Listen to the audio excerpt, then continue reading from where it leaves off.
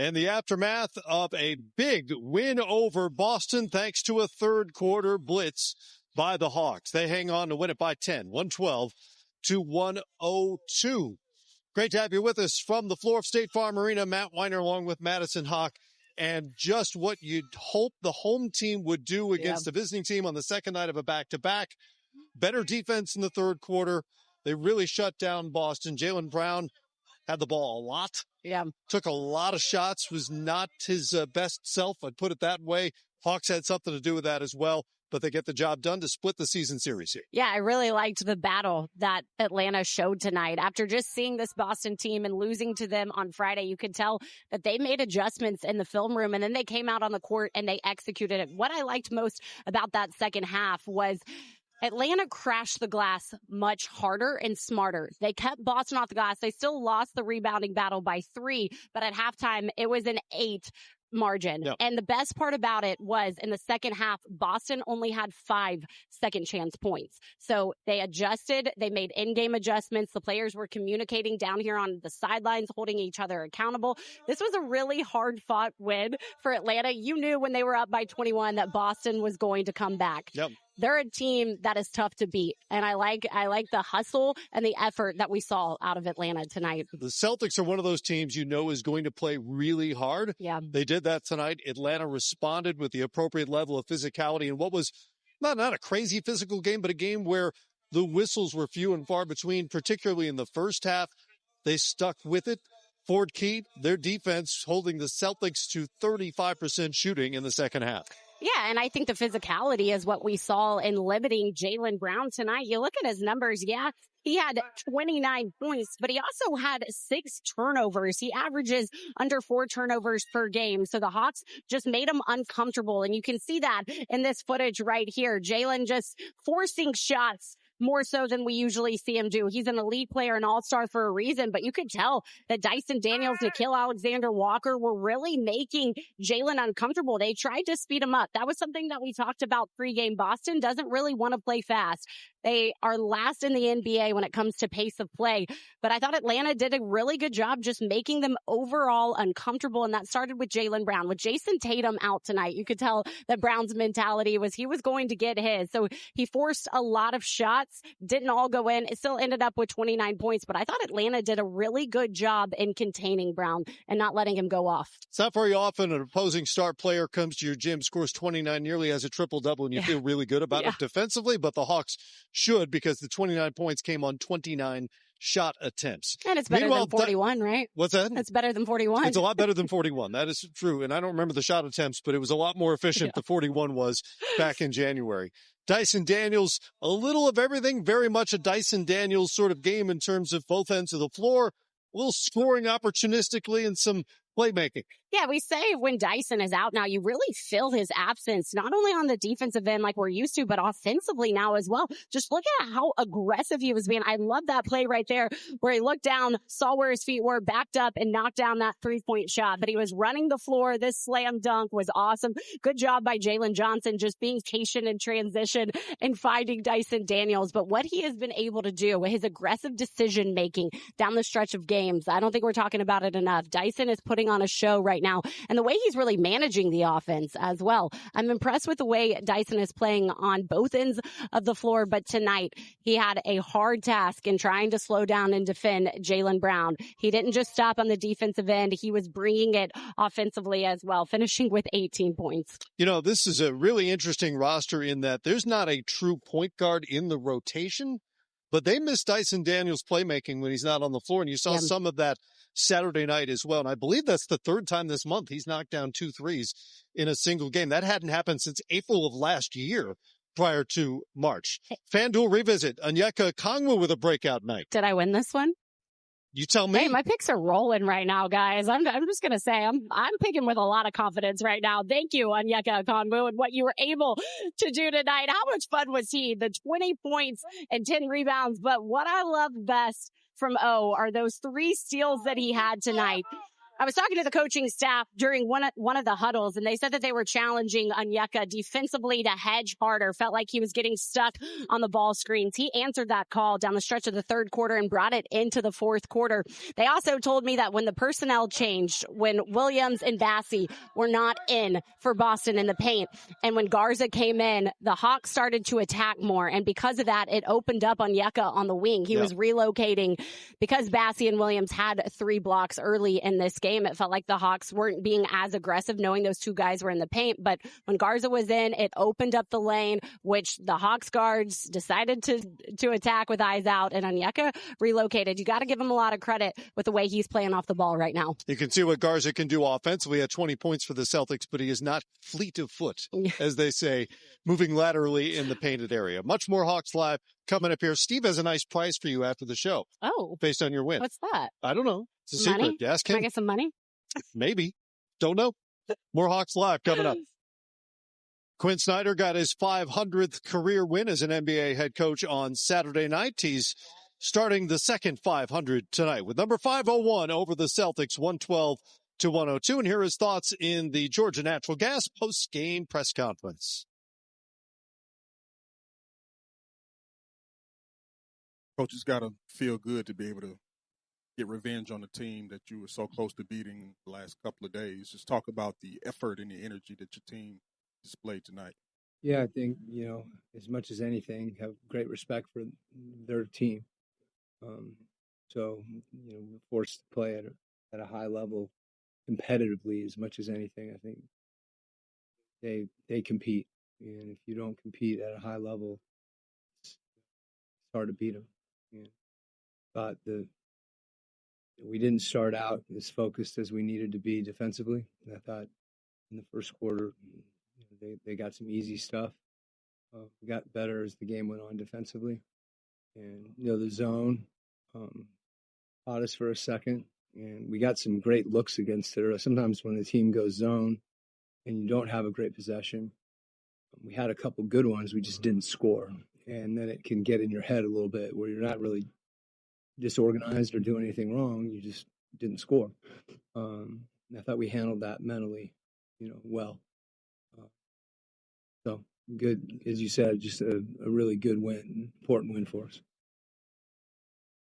Coach, in the beginning of the season, Dyson Daniels was shooting historically bad.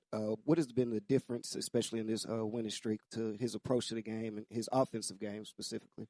I think, he's just shooting. You can't make him if you don't take him. And as much as anything, everybody's got confidence in him taking that shot. So just getting space, I think, just his preparation, is getting him ready to shoot where he's not passing anything up. And if he doesn't feel comfortable shooting in a given possession, that's okay too. He can make other plays. We've seen him do that as well. So I don't want Dyson to overthink it. I think that's the biggest, issue for any player. You kind of obsess about something, and he's not doing that. Didn't feel that tonight. And every time you look at his plus minus, he leads our team in plus minus, whether he's shooting or not. So, like I said, I don't want to overthink it on his behalf, and I don't want him doing it either. Similar vein, efficient shooting night for O. Just how did he kind of get the right spacing or rotate it out to get open so that guys could find him? Yeah, I think, I mentioned it's similar to Dyson. I think the spacing is everything. When you space early before you're open, you just space to space, and then you're available. And I thought he did a good job of that. We've been, the last time we played Boston, and I think we haven't been as disciplined with the way we've spaced on the floor. We've been a foot inside the line, or two guys cutting and just not having enough awareness on that. And, Onyeka, I thought he was ready to shoot. Coach, Zach was really good defensively tonight, aggressive, and he had a tough matchup on Jalen a couple of times there. What happened on that challenge call? I couldn't hear what the referee said, but it looked like that was perfect verticality. But yeah, the thing about challenges, we thought, there may be a call we don't agree with. You may think it's a bad call, but it doesn't necessarily mean that it's going to get overturned. Usually that's the nature of the challenge. And sometimes there's something else that's going on that, we don't see in the moment. So I think, that call is a tough one. You try to go verticality, but if sometimes someone hits you and you go down, or do you go down? So I couldn't, I wasn't see the monitor, but we lost the challenge. And do you think he's getting more respect from the referees for his defense? I'm not worried about anything to do with Zach and respect for the referees or challenges. I'm worried about him playing like he did tonight and defending and crashing. And I'm not going to overanalyze Zach. I thought he played great. Coach, coming off I think a 2-loss March and 6 games left, what's kind of the message down the stretch? We talked a few weeks ago about we basically had 14 games. We had 2 playoff series. So, what tonight was the first of a 7-game playoff series. And we treat it like that. Every game is essential. And, we know what we're up against. And it hasn't been an easy road for us. We just want to continue to play well. And I still think, to get better. All these games, tonight was a good example. And early in the game, we started trying to attack a shot blocker at the rim, and it didn't work out for us. That's got to click sooner. It did click eventually, and our transition defense wasn't quite as good as it needed to be. I think we fouled a few times. So if there's things we can take from every game, you don't have time to practice them, but you can watch them on film. Sometimes.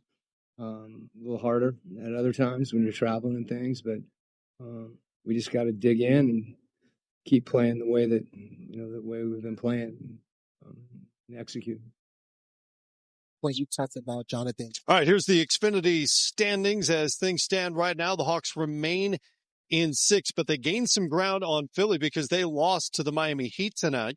So that is a 1.5 lead on the 76ers, but they have the tiebreaker, so it's effectively more like a 2.5 game on the 76ers with the game in Orlando coming up on Wednesday night. And, of course, the Magic are kind of imploding here down the stretch. They have not been good for a little while. Incredible balance in terms of the shot distribution tonight for the Hawks starters. Every starter took between 11 and 17, and that includes their all-star Jalen Johnson, who I would say since the all-star break or so has been really selective about when to shoot and when to get off the ball. He took 13 tonight, winds up with 20 points. Yeah, I love that. I also love that Jalen Johnson had 12 rebounds, 10 defensive rebounds.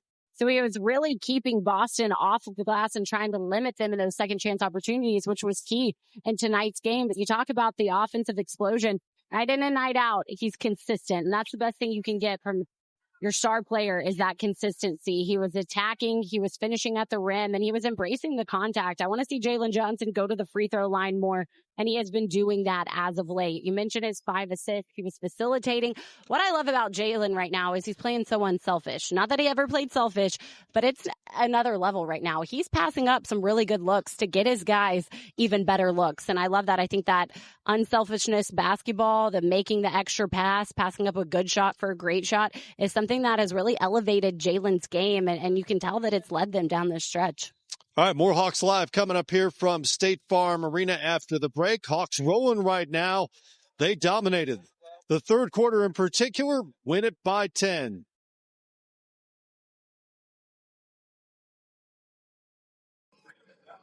Well, you hit the St. Louis portion of the Hawks history. Was that for me? Was that for me, Steve Timlin? I was not alive back then. I bet you have some facts on them. The Hawks, you know what? The Hawks left St. Louis, my hometown. Here we go. Less than a year before I was born. So I never saw the Hawks play. Okay. I don't have a lot of Hawks facts. They won the championship in 1958. I can tell you that. Here's your Xfinity upcoming schedule. There are actually 3 more road trips left on the schedule, starting with this 2-gamer Wednesday in Orlando. Again, the Magic are not playing well right now. And Friday in Brooklyn, where the Nets have not really been trying for about 3 months. Yeah, but still, that when we're talking Eastern Conference standings, like we just looked at last segment, I mean, it is tight right now. Not as tight as it used to be. As there's some St. Louis Hawks love. There they are, the 1958 World Champions. I just knew you could tell us something about that. I really can't tell you much. Bob Pettit was great. Okay, well, hey, Easy Ed McCauley. That was way before my time, Matt. That was way before my time. And my time's way earlier than... Sure. It was way before my time, which is way earlier than your time.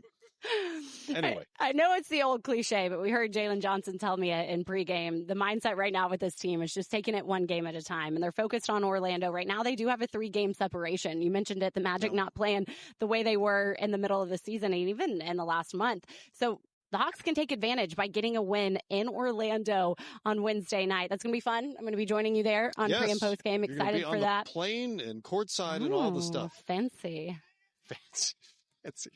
The plane is kind of fancy.